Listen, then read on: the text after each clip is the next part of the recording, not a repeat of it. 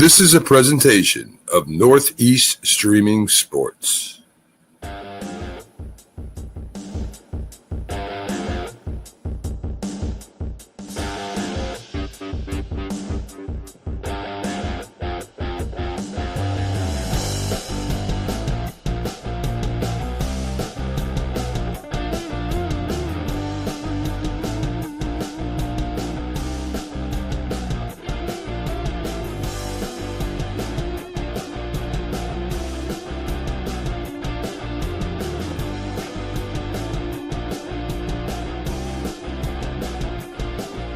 It just might be the greatest sports franchise in the history of sports. A place where legends are made, and there's always something to talk about. Get ready to immerse yourself in pinstripes. Start spreading the news, hosted by Paul Semendinger and E.J. Fagan, a couple of doctors with a prescription for Yankee fever. And now, here's Dr. Paul Semendinger and Dr. E.J. Fagan. Get ready to start spreading the news. Yes, indeed, ladies and gentlemen, and here we are live on Labor Day. I wish everyone a happy Labor Day or a Labor Day evening, Labor Day night. I hope you had a great weekend. I hope you enjoyed it all, and I'm sure everyone is looking back to getting in the swing of things. It's always a little sad for me when summer ends. This is the Start Spreading the News Yankee program, which is brought to you by Artemisia Publishing. Artemisia, a fantastic publisher located in the United States of America, a traditional publisher, and the publisher of many of my works, including The Least Among Them, Scattering the Ashes, 365.2, and From Compton to the Bronx, Roy White's autobiography. E.J. Fagan will be joining us in just a moment, but in the meantime, you can go to apbooks.net to browse their extensive collection of great books, including the ones written by me, which are found at fine booksellers online, anywhere books are sold. You can get any of those great books from Artemisia. Just a reminder, this program also coincides with the great Yankee site, the very best Yankee site, Start Spreading the News. You can find us at startspreadingthenews.blog. We have been putting up original articles every single day without fail. Not one, not two, but at least three on 99% of the days since October 23rd, 2017. Nobody has put out that kind of content that regularly, that type of high-level great stuff. You can find it all on Start Spreading the News. Now, EJ is almost here, but I just want to walk through, because EJ and I are going to talk through this in a moment. The Yankees' schedule coming up, it is going to be something else. And I just had it up and I just lost it. So I'm going to pull it right back up again. This coming week, or these coming weeks, really a week and a half, are going to determine a whole lot. Starting tomorrow, the Yankees play 3 games in Houston. Then they come home for 3 games against the Blue Jays. They get a day off next Monday night. They play 3 against the Detroit Tigers. And then they head up to Boston for 3. That last Boston game ends on September the 14th. After that, it's easy. 3 against the Twins, 4 against the Orioles, 3 against the White Sox, and 3 against the Orioles. So this is sort of the gauntlet the Yankees have to get through between now and the middle of the month, September 14th. After the 14th, things get easy. And so that's what we want to start talking about. Here he is, the great E.J. Fagan. E.J., how are you? Doing great, Paul. So I have a ballpark report this week. I was at the Yankees-White Sox game on Sunday. Oh. And they lost, unfortunately, but I was there. Guaranteed rate field, not my favorite ballpark in the world, but it was a nice game. We've talked about this ballpark before. It's a modern but very soulless ballpark. It was built in 1991. kind of missed the Camden Yards kind of revolution in ballparks. The thing that just kills me, I talked about this on the Bronx Beat podcast yesterday, but I got to repeat it. Chicago has a famously beautiful skyline, right? And they built Guaranteed Rate Field to face away from it, right? When you walk out the door, you walk onto the ramp to, I was in the upper deck. I walk down that 5-story ramp to walk out, and you have this absolutely gorgeous view of the Chicago skyline. There's like little photo opportunities that you can take, right in front of the facing away, right, facing the other direction. I don't understand it. It is insane to me to this day that you don't have that background behind your baseball field. Now, the designer of that field is also the designer of Yankee Stadium. I think we figured that out at one point, but yeah, it is. It's an ugly. It's a boring stadium, right? It is. As is Yankee Stadium. The food is bad. The layout is very boring. The field, the look, from behind home plate looking out onto the field is fine, I think. But again, just you got the most beautiful skyline, in the country. Just flip it 90 degrees. That's all you gotta do, right? Just flip it a little bit, and then you get your Chicago skyline behind you. Now, a couple of years ago, maybe a year ago, you talked about the fact that they were talking about a new ballpark for the White Sox. It doesn't look likely at this point. There's another the site that they were looking at looks like someone else is going to be building there, though I don't think it's out of the question still. I think Jerry Reinsdorf, the owner of the White Sox and Bulls, and I think that's it, kind of sucks. And so he doesn't want to pay money for a new ballpark, and Illinois and Chicago aren't about to give him $1 billion. So I think the White Sox are probably sticking around at the same spot. Is there any possibility, looking at the field and the way the stadium is structured, that they could someday just reorient the field? Well, so there are parking lots in the other direction, right? So if you were to put another field in this spot, I think you would do that. I just don't think they would. It's not really a bad neighborhood, just kind of a nothing neighborhood. And so I think if you're going to spend the money to build a new ballpark, you're going to build it somewhere close to downtown, and you're gonna kind of create the entertainment district that all the new ballparks are being built around, including Wrigley Field in Chicago. Which I think it is the location that they would potentially put it. It's a great location. You can't get the skyline; it's too close to the skyline, actually. And so you'll never get that view, I think, from a Chicago ballpark. Which is too bad. So, E.J., what do you think about this coming schedule, the gauntlet that the Yankees have to go through? It's a little rough. I think the Astros might not be all that good right now. And so I think that part of the schedule might be a little overstated, but the Blue Jays and the Red Sox have had the Yankees number this year. They have. So, let me give you a couple of interesting numbers. Last 10 games, Astros 6-4, Blue Jays 5-5, Tigers 4-6. Now the Red Sox have been hot again. They're 7-3, but of those 4 teams, 3 of them are just basically playing 500 baseball.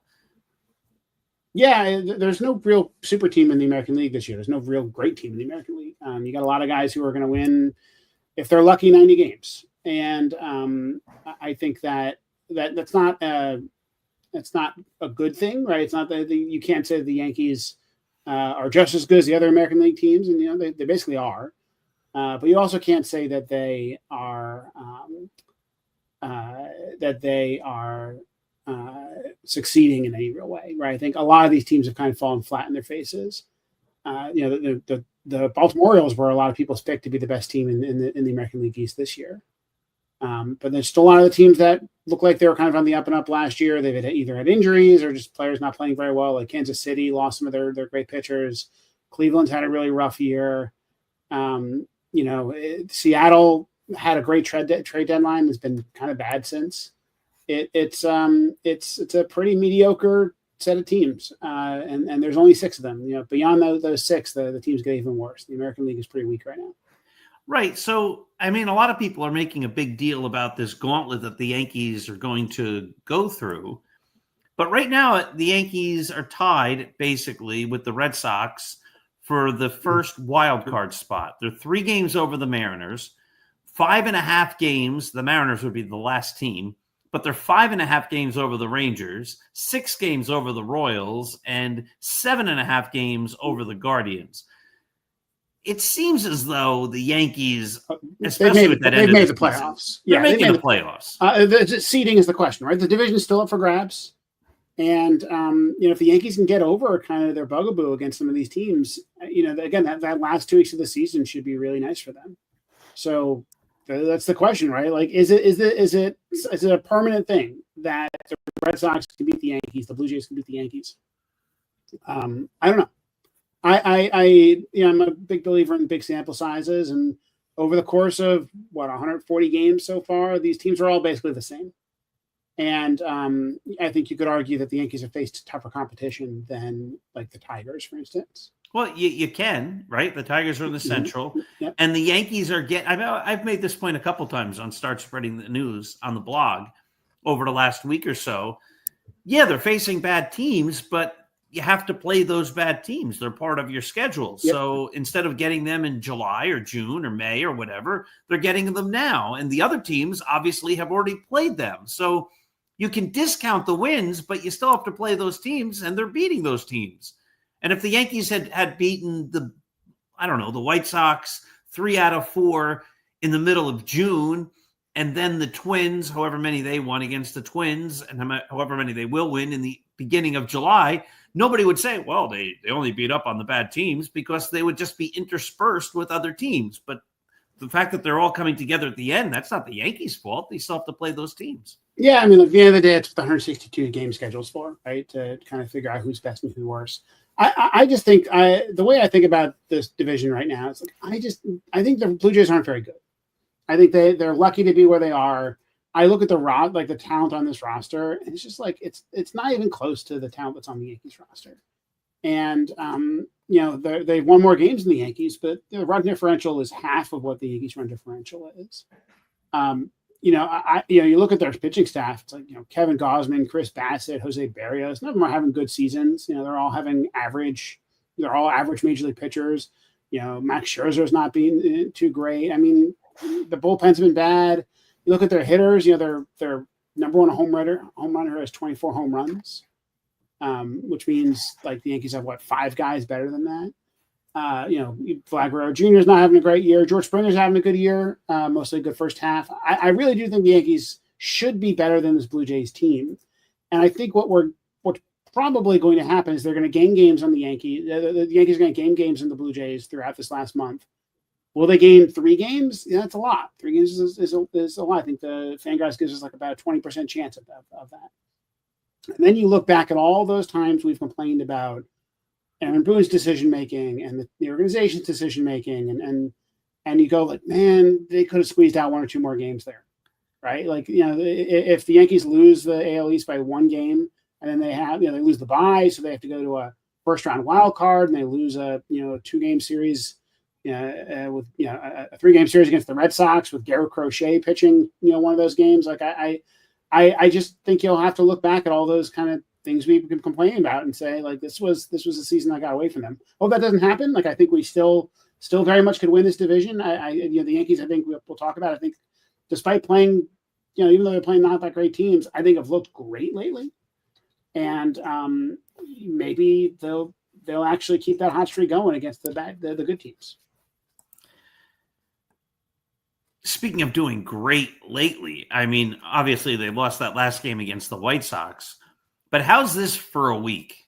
7 runs, 10 runs, 5 runs, 11 runs, 10 runs, 10 runs, and 5 runs. Yeah. And about the same number of home runs, right? And I mean, it's been a power week, and it's been a week from all different guys. It's interesting. This week, actually, Giancarlo Stanton's been kind of cold. He did. Yeah. Almost had a home run against the White Sox. I was there. I thought I was out when it went to the wall. It was just barely caught. Right, had a home run stolen. But Stanton has slowed down. But a lot of guys are hot right now. I mean, Cody Bellinger has been really hot. Ben Rice has been hot. Judge seems like he's back to it. Grisham, Jazz, even Volpe. Volpe. I'm not going to call it hot. If you look at his numbers and see he was rested, they're not great. But he's gotten some hits. His defense has gotten better. I think the thing that's really hot is the pitching staff, right? If you want to say like, okay, what was the problem for 2 months? There's a lot of hitting, but like they still scored some runs. There were individual hitters that you would have wanted to play better, but they were scoring runs. They just couldn't pitch. Like they lost their bullpen, they lost their starting pitching. And Max Fried is now at 2 good starts in a row, including one against the Red Sox and maybe three good starts in a row. I forget. Cam Schlittler has an ERA under 2 over his last month. And we're going to talk a little about Cam because right. I'm going to ask you to do a breakdown of him. Right. And I thought Luis Gil, at least from my position in the crowd, looked pretty good. So, like, if you're starting to have a much more respectable pitching staff, then if you're scoring a lot of runs, you're not going to lose that many games. I still, we can still question whether or not this is a playoff staff. But I think in terms of like winning a bunch of games day in, day out in the regular season, pretty impressed. And they're going deeper into games, and so your bullpen, even though it still can be a little shaky at times, at least is a little better rested. They're scoring, when they're scoring runs in bunches, you don't have to pitch your top guys. So I don't think there's a lot of bad news to talk about. And so the only problem is like we've been here before, and all these teams that we're about to play have beaten us. Max Fried's had 2 good starts in a row. His last start, 7 innings, 1 earned run. The start before, 6 innings, no runs earned or otherwise. The start before that, he went 5 innings and allowed 7 runs, all earned. So it's 2 good starts in a row. His last 13 innings have been, and one of those against the Red Sox, right? So so that helps. He beat Washington, beat the Red Sox. Well, actually lost to the Red Sox 1-0. Yeah, but it was a good start. It was a good start. I think just one thing about Fried that has bothered me all season is it's like his StatCast numbers have never really held up to the ERA. And I worry a little bit that he was kind of pitching over his head for a bit. And then, he has the blister, things aren't perfectly right. And so, that can explain some of the long bad stretch he had. But also maybe it's just regression, right? Maybe he just hasn't been pitching all that well all year. And the ERA was just low because of good luck. I don't know. Maybe he can also be a guy who's better with men on the bases than men off the bases. That's not crazy. But his xERA this year is 3.73, which is not bad, but it's not good either. It makes me a little bit worried about Fried. The guy I want to talk about is Cam Schlittler. As you break down numbers and you look deep into guys, that he has been just crazy. Why don't you give us some of those advanced numbers? I'll pull up Cam's simple numbers. Sure. So Schlittler has, I think, the highest fastball velocity among a starter in the majors right now, or over the last since he came up. So he's throwing 98. His xERA is 3.57, which is top third, right? It's not incredible, but top third. I suspect if we look at that xERA, in fact, I'll do it real quick. Over the last month, it would be really good. He strikes guys out. He has good control, or his control's gotten better after a bad start.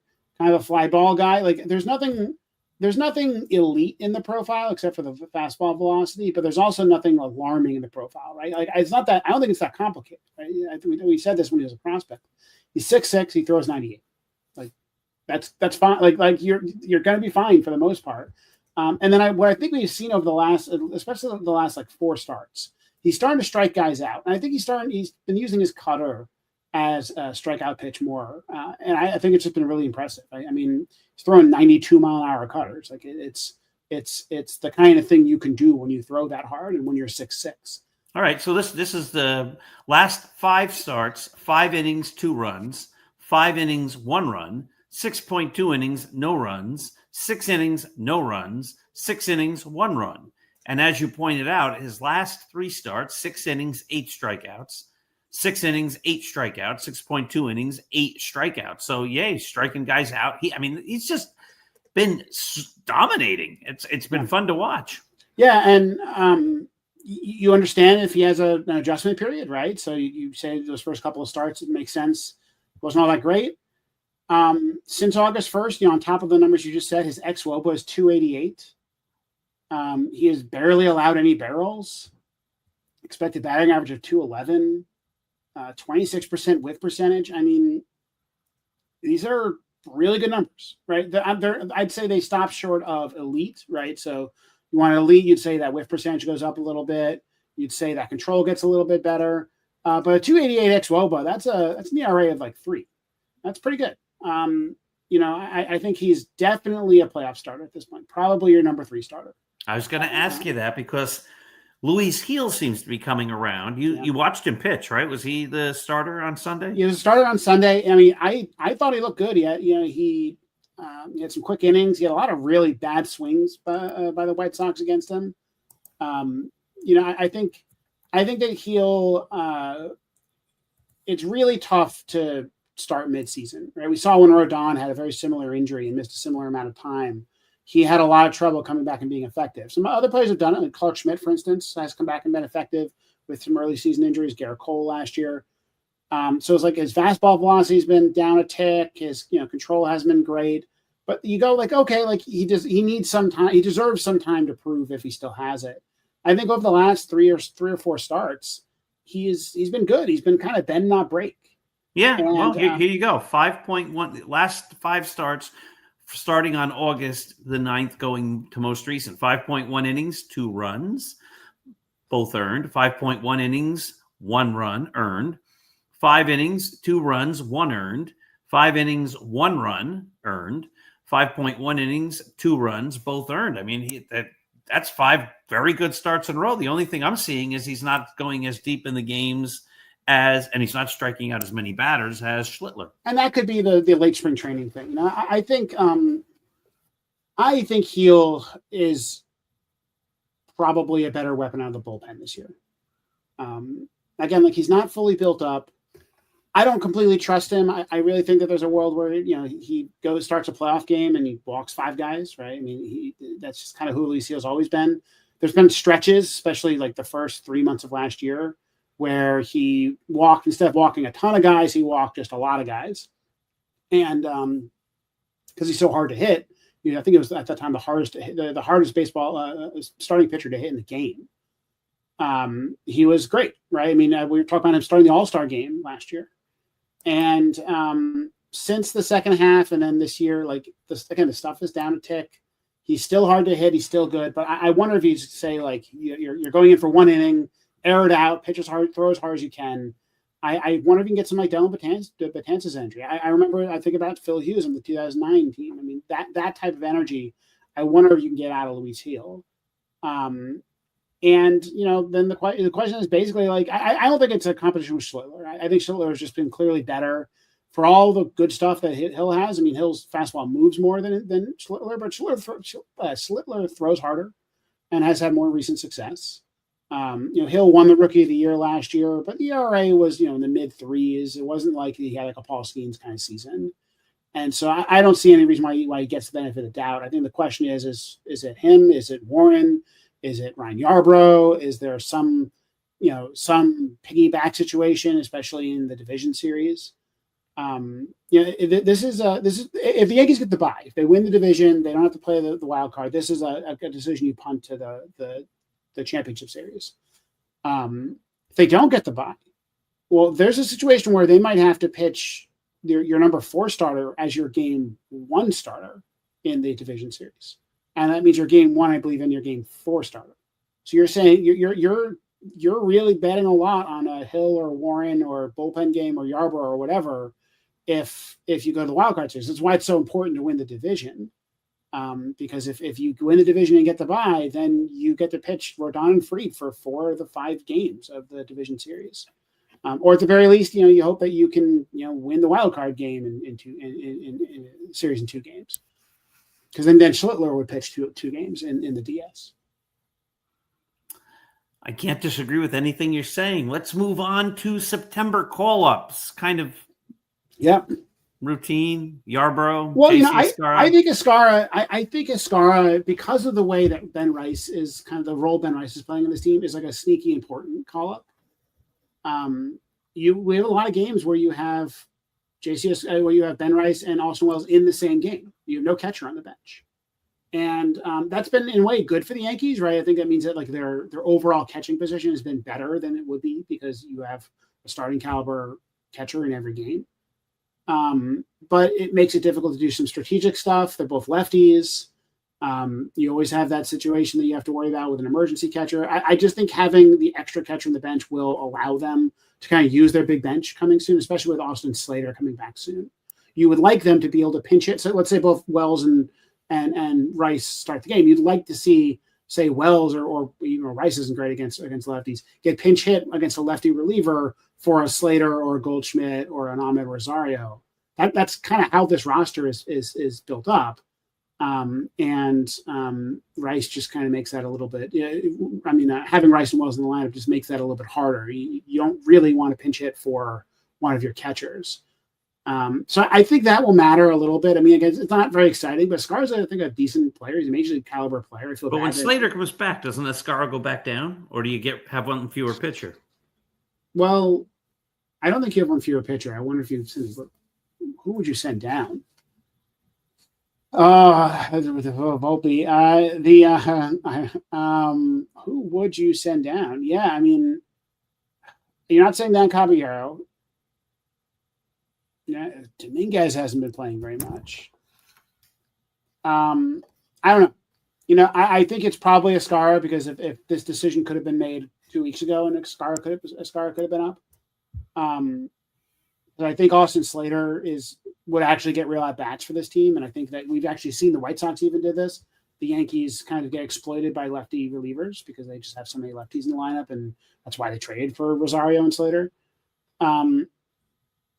Yeah, it might be Escarza going down. I don't know. I mean, Paul Blackburn and Ryan Yarbrough are kind of, you don't really need both of them. So maybe you get rid of Blackburn. I don't know. They luckily haven't been in a situation where you've really, been nervous about catcher. But yeah, I don't know. It's a good question. I'm not sure. Are you in favor of the rule, how many years ago it was, where they limited the amount of guys you could call up? I mean, yes and no. Like, yes, it's like clearly the right decision, right? Like, it was ridiculous having the full 40 men. It was ridiculous because teams started to use it, right? Like back in the late 2000s, you had 40 guys get called up, and like realistically, they'd use like 3 guys. But then like the Rays would use like 15 relievers in a game, and it was ridiculous. And you had to limit it. That's it. I just kind of liked it. I enjoyed it. I enjoyed having, the blowout lineup, which was like 7 prospects. I enjoyed having the last game of the season where it's all guys. I did enjoy that part of September, but it was a little silly. Let's be honest. Mm-hmm. I don't disagree. Sometimes you have to make rules, and because of the fact that people find, shall we say, inefficiencies or something, ways to get around the spirit of the rule or the law, and so then you say, well, all right, they're not doing anything illegal. Yeah. They're playing by the rules. Yeah, but I would love to have like a big taxi squad, but then of course you have the reliever problem, right? Is that you'll end up essentially making it into a game of relief pitching. I'll tell you, I don't go to that many major league games anymore, just because I find it very boring to watch in person. Because I like watching a pitcher's duel on TV. I can see the stuff. I see the box. I see where the pitch is. Right? I can think about that. When I'm up in the stands, like I can't see any of that. And in fact, for this game, for the Sunday game, the scoreboard was out. Oh no! Right. So I didn't even know what the count. Like half the time, I lost track of the count, how many outs there were. At one point, I thought it was the wrong inning. It was a little problematic. And so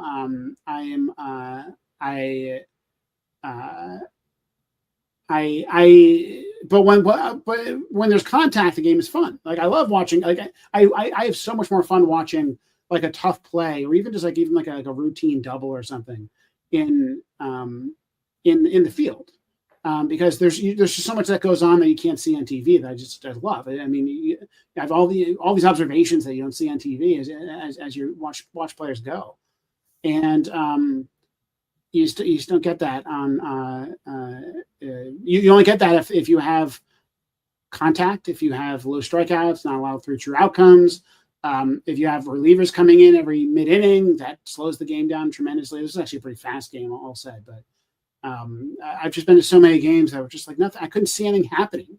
I was just kind of chilling in the ballpark, and it's not really what I want to do. Right. If you go to the game, you want to see a good ball game, no doubt. I want to see action. Right? I want to see kinetic energy, and not 15 strikeouts.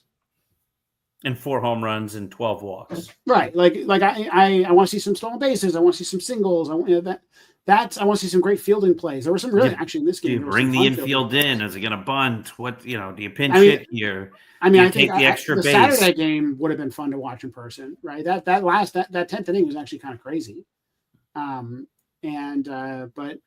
so I still hope Major League Baseball is trying to get more contact into the game. It feels like they've given up on that a little bit.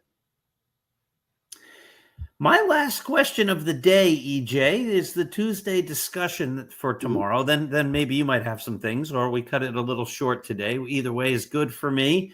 The question that I'm posing to my writers is if you could go back in time and witness any Yankee event in history, you could see only one. But you could see it. What would it be? I mean, like there's obvious, like there's like old ones like the called shot and stuff. That's mine. I want to see it. Yeah, it's interesting because it wasn't on TV, right? And so you're witnessing something you never could have witnessed. I don't have a single event. We can go point to a couple of World Series. I would love to have seen Ricky Henderson play. And so I would love to go see some Ricky Henderson games in the 80s. And that is still one of those little like pieces of my baseball lexicon that I'm missing. Yeah, no doubt about that. And Ricky was fun. He was an absolute joy. Loved him as a Yankee. I remember, again, I've told the story when he got traded. I was very upset in 1989. I didn't understand the trade. I didn't understand who they got. Like, you're trading Ricky Henderson and they got nothing. And that was very frustrating because he was, he was great. The one year he sat out a whole bunch because he had a hamstring problem or whatever, but then he played for another 15 years. And the Yankees were saying that, oh my God, he could have been on the 90s teams. He could have been. Right. He could, you could imagine. And you know what they didn't really have? A left fielder. He could have been the Tim Raines role or something. Mm-hmm. Yeah, I agree. And so that's on my list. Yeah, of moments. Like I would love to go back and relive some of the moments that I saw as a kid, but I couldn't truly appreciate. Right, because I was I was born in 1987. Right, so I was 11 years old in '98. I remember the 2001 World Series better than even the ones they won. Just because I was a little older, I was in high school, or I was about to. I think it was my first year of high school, and I was closely following it. And so I remember every little beat of that playoff. But I don't remember really anything about the 99 Yankees. I remember I was at a couple of the World Series games in 98, so I remember those games pretty well. So I'd love to go back and experience those teams. Maybe the 96 Yankees. It's a kind of a fun team. Go experience the 96 Yankees, kind of knowing what I know now. Derek McAdam, one of our writers, wrote the thing he most wants to see, wishes he could see, is one of my favorite moments that I was actually there for, the Joe Girardi triple. And yeah. I used to have a picture of that up in my office when I was the vice principal of Pompton Lakes High School. I got it off the internet. I got one. Here's one. So the 2003 game, the Aaron Boone game against the Red Sox, I didn't get to watch it in person. It was the first night of the New Jersey Devils season. They were hoisting their Stanley Cup banner. And we were there for that, or maybe it was a division. I forget which night that was. But they all we had, because cell phones at the time. The only updates we had were they put the score like on the out of town scores, and so you saw all the things that happened. Or was the Aaron Boone game? There's the one where Posada hit 2 home runs against Pedro. Whatever that game was, I forget that. Maybe it was the Aaron Boone game. I forget. I missed that game, and I think I would have loved to have seen that live.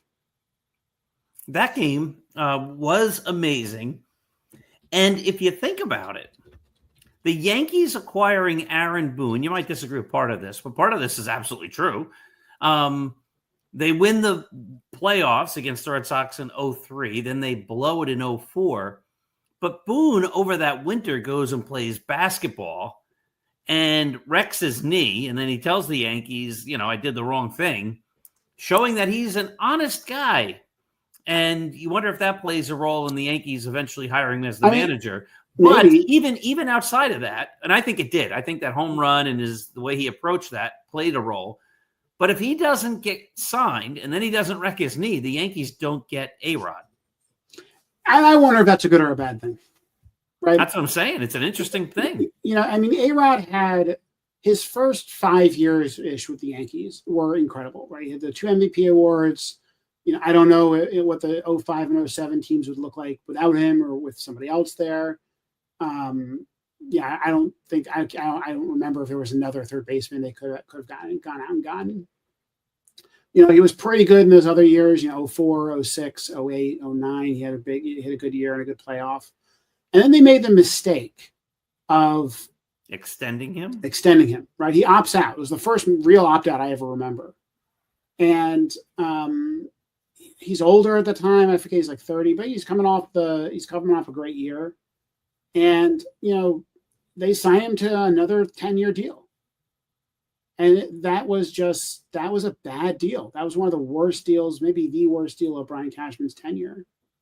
And, I get it. Like, again, he was coming off, a streak of excellence. He was looking like one of the best players of all time at that point. We also didn't know he was going to have a steroids issue. Maybe that was related to that.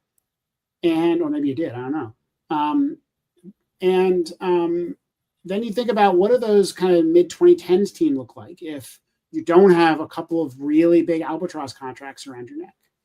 If you don't have A-Rod getting paid a ton of money, Mark Teixeira getting paid a ton of money toward the end of his contract, Jacoby Ellsbury, even though that contract got voided, that was kind of weird. Sabathia, another guy who opted out. They only gave him 1 extra year, so it wasn't a disaster like A-Rod's contract. There's a lot of really dead money that was on that team, and I think that you could have brought back Cano had you not had all that dead money. Maybe you could have built gone out and gotten Bryce Harper or whatever, right? Like there's a lot of what ifs there that I think the cardinal sin kind of underlying it all is A-Rod's contract. And this isn't to talk about A-Rod's kind of, the drama, the off-field stuff that I think it was kind of overblown. But the 2010s, A-Rod was bad. He was just really I'm not gonna say he was bad. He was not worth the money, and he was a problem. He was like a problem on the roster and couldn't stay healthy toward the end of it. He was in his late 30s. That's normal. And a distraction. It was a distraction. I think he and Jeter didn't get along, and more come out about that. That was not the greatest clubhouse and the greatest environment within which to play. And you're the steroid stuff, but even in 09, 10, he was a 4-win player those years. He missed a bunch of games. Never really had a healthy season until 2015 under that new contract. It was just, those were not fun teams to watch. Mm-mm. They were bad. They were mediocre teams in the most frustrating way, in that they didn't feel like they were progressing toward anything. And I think A-Rod's contract was the biggest reason for that.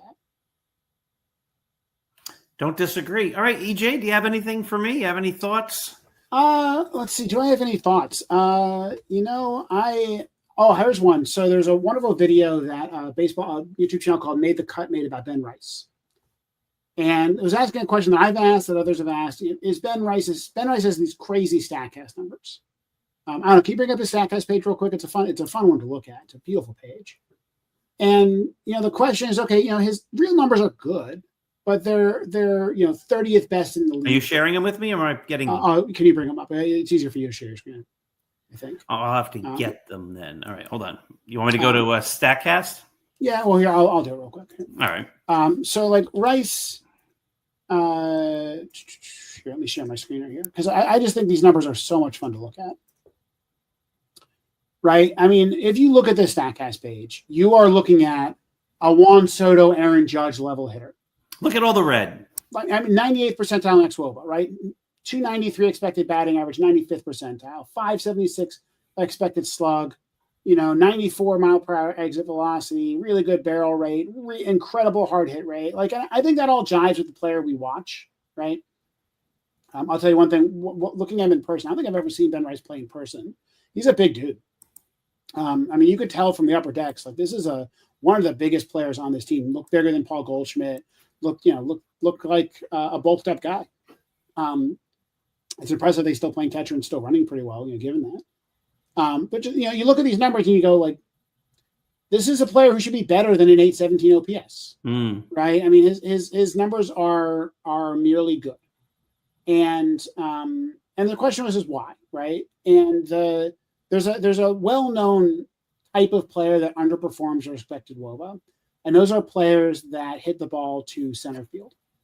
So if I go look at Juan Soto's numbers, Juan Soto has underperformed his expected WOBA every single year.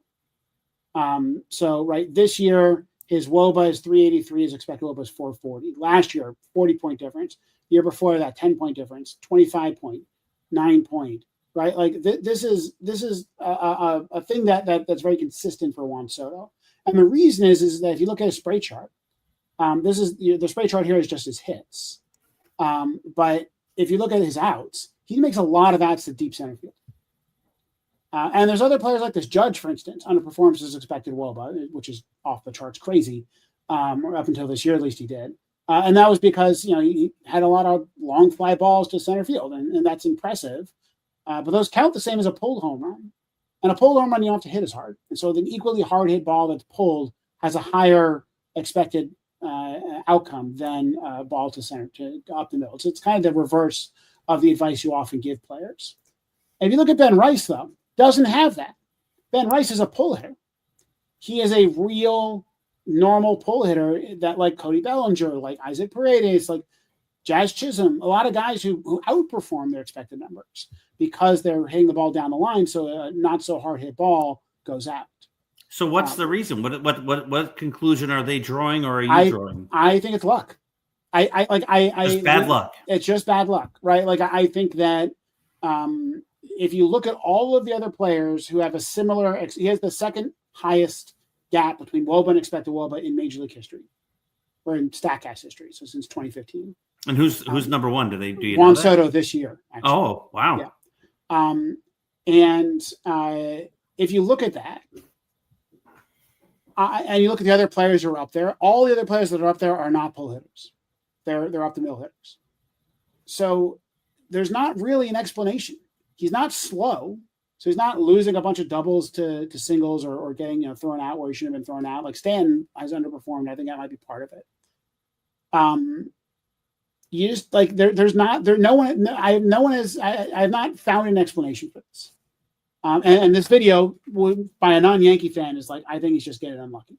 And that's really good, right? That's a sign of like, wait a second, maybe Ben Rice is like the MVP level hitter, especially next year. Catching. I mean, he's catching, right? I mean, if Ben Rice puts up those numbers, but his luck, even if it regresses halfway back, right? If it regresses halfway toward his expected numbers, then that's a 900 OPS hitter, right? That's incredible as a catcher, and something I think has looked pretty decent as a catcher, or at least a part-time catcher. I think it's really good news, and it's good to see. As a fan, you always worry about motivated reasoning, right? You worry that you're seeing something in Cam Schlittler that others aren't, and then you look at Cam Schlittler's numbers, and you're like, maybe I'm overrating him a little bit. It's good to see someone external who doesn't have a dog in the fight go like, I think Ben Rice is really, really good.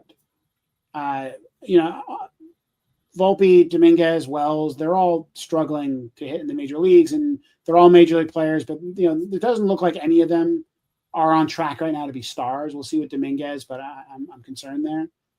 I think Ben Rice is a star, and that's, the Yankees haven't had a real durable young star since Judge and Sanchez, and that'd be nice. That'd be great. That could be a big Huge boost to the team next year, and a big boost. I guess good. You know what? Anything can happen in a short series, and so you just get a little lucky, and all of a sudden you've got yourself a World Series MVP on your hands. I'll tell you one thing that encourages me about Rice is that he put up the normal numbers in the minors, right? He put up like great regular stats in the minors, not just StatCast stats. So something was, he was doing the same thing in the minors, but balls were flying. Maybe there's a world where he's like really easy to defend, but I don't know. Like I think that that we have a not a maxim, an idea called Occam's razor, that the explanation that requires the fewest number of assumptions is probably the right explanation, and the fewest number of assumptions for Ben Rice is like, hey, just again unlucky, like it happens. You made me think of something, EJ. Occam's razor. I thought you were going to grow a beard. I was going to grow a beard before my first day of class last week. My wife politely told me I should probably shave it. This happens, right? She said the time to experiment was a few months ago, not now.